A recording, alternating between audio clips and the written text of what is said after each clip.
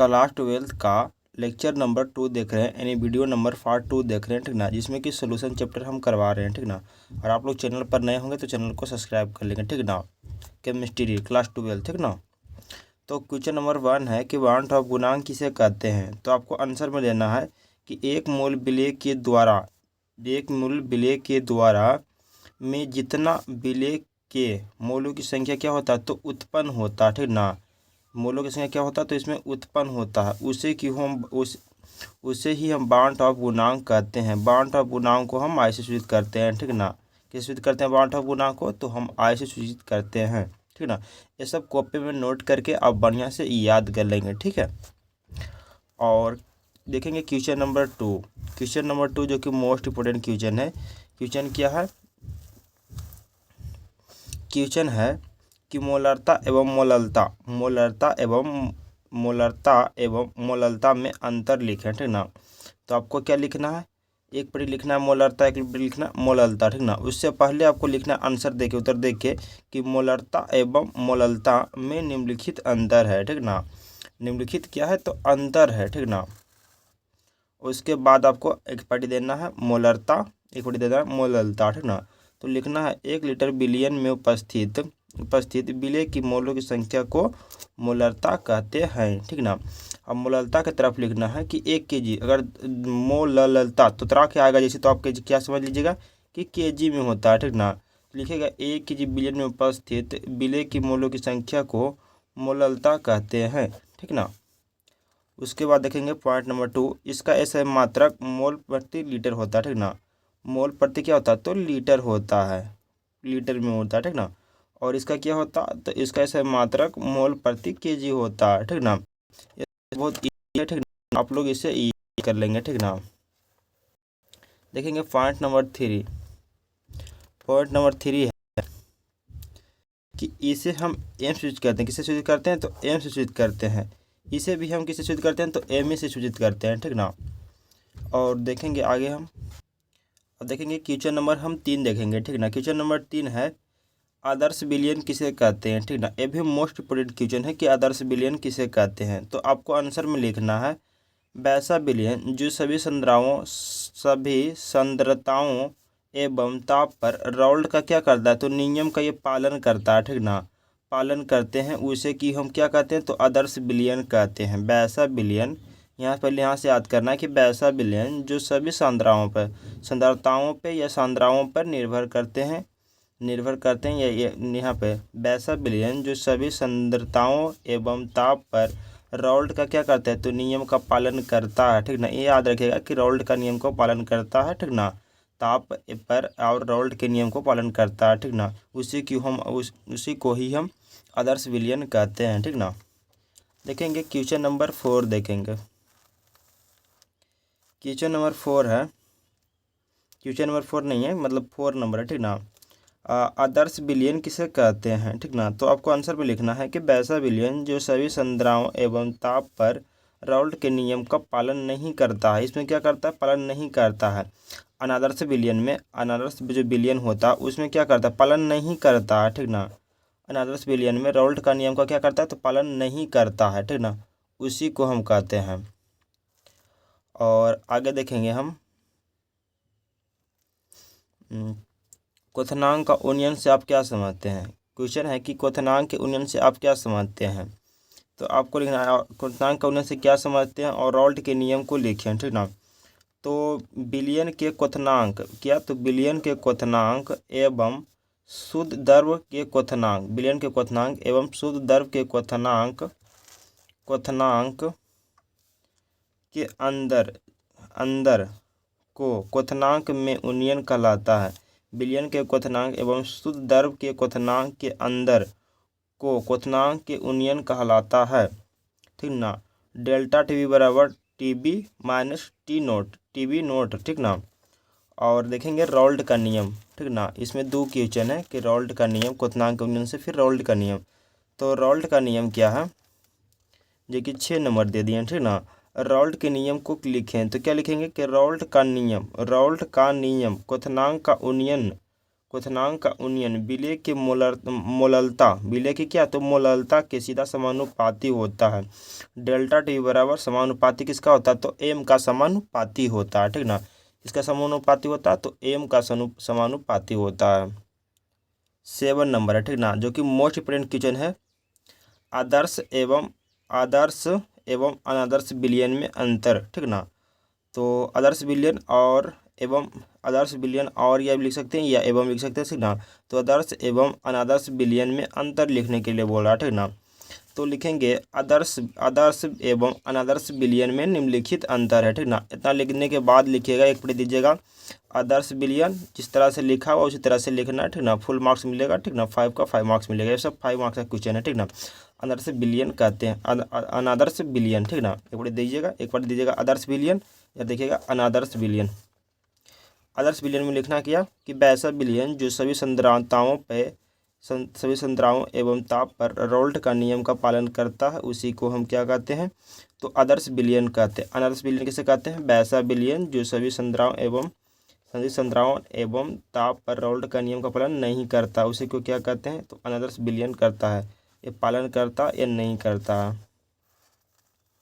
और आगे लिखेंगे इसमें एंथैल्पी परिवर्तन नहीं होता। इसमें क्या होता है, जो एंथैल्पी परिवर्तन होता है वो नहीं होता है। पॉइंट नंबर 2 डाल के देखेंगे, ठीक ना। डेल्टा एच बराबर मिक्सिंग नॉट जीरो होता है, ठीक ना, जीरो होता है क्योंकि परिवर्तन नहीं होता है ना। और इसमें एंथैल्पी परिवर्तन होता है तो डेल्टा एच बराबर मिक्सिंग क्या, नॉट जीरो या जीरो नहीं होता है, ठीक ना। मतलब कि एंथैल्पी परिवर्तन होता है, ठीक ना। और पॉइंट नंबर 3 में लिखेंगे कि विलयन का आयतन अवयवी या अवयवों के आयतनों को आयतनों के योग के बराबर होता है। क्या होता है, आयतनों के योग के बराबर होता है, ठीक ना। पॉइंट नंबर 3 में लिखेंगे, इधर लिखेंगे अनादर्श विलयन में पॉइंट नंबर 3 में लिखेंगे कि विलयन का आयतन अवयवों के आयतनों के योग के बराबर नहीं होता। इसमें क्या होता है, नहीं होता, ठीक ना। पॉइंट नंबर 4 में लिखेंगे, पॉइंट नंबर हम 4 देखेंगे। क्या पॉइंट नंबर 4 है, इसमें आयतन में परिवर्तन नहीं होता है। इसमें आयतन में परिवर्तन नहीं होता है। डेल्टा वी बराबर मिक्सिंग बराबर जीरो, ठीक ना, बराबर जीरो होता है, ठीक ना। और इसमें आयतन में परिवर्तन होता है तो डेल्टा वी मिक्सिंग बराबर नॉट जीरो, ठीक ना, ये जीरो नहीं होता है, ठीक ना। इतना लिख दीजिएगा, 5 नंबर आपको मिल जाएगा, ठीक ना। देखेंगे 8 नंबर देखेंगे, ठीक ना, क्योंकि 7 तक हम देख लेते हैं, 8 नंबर देखेंगे। ये 5 नंबर में पूछा जाता है, ठीक ना, 5 मार्क्स में पूछा जाता है, ठीक ना। इसे आप याद कर लेंगे। क्वेश्चन नंबर 8 है कि हिमांक का अवनमन से आप क्या समझते हैं। तो आंसर में क्या लिखेंगे, और प्लस में हिमांक के अवनमन से भी रोल्ट के नियम को भी लिखने के लिए बोल रहा है, ठीक ना। तो मिलेगा आपको, कितना मिलेगा, तो 2 मार्क्स मिलेगा। इतना लिखिएगा तब 2 मार्क्स मिलेगा, ऐसे नहीं मिलेगा, ठीक ना। आप लोग समझ लीजिए, खाली ये नहीं लिख दीजिएगा हिमांक के अवनमन से आप क्या समझते हैं, तो सिर्फ 1 नंबर दे देगा, ठीक ना। आपको रोल्ट का भी नियम को लिखना पड़ेगा, ठीक ना। तो क्वेश्चन आंसर में आपको लिखना है कि शुद्ध दर के हिमांक एवं विलयन के हिमांक के अंतर को हिमांक अवनमन कहते हैं। क्या कहते हैं, तो शुद्ध दर का हिमांक, ठीक ना, और विलयन के हिमांक क्या, तो विलयन के हिमांक के अंतर को ही हिमांक अवनमन कहते हैं, ठीक ना। अंतर को ही, यहाँ पे याद रखें मूल पॉइंट है क्या, तो हिमांक के अंतर को ही हिमांक अवनमन कहते हैं, ठीक ना। उसके बाद फिर रोल्ट को नियम को भी लिखना है। तो रोल्ट का नियम हिमांक का अवनमन, ठीक ना, विलयन के मोललता केजी जैसी आएगा डबल ला तो क्या समझिएगा कि केजी में होता है, ठीक ना। मोलता के क्या होता है, सीधा समानुपाती होता है, ठीक ना। तो डेल्टा टीएफ बराबर समानुपाती किसका होता है, तो एम का समानुपाती होता है, यानी किसका होता है, तो मोललता का समानुपाती होता है। और देखेंगे 9 नंबर, यह क्या पूछ रहा है कि बाँस दाब के अपेक्षिक अवनमन से आप क्या समझते हैं।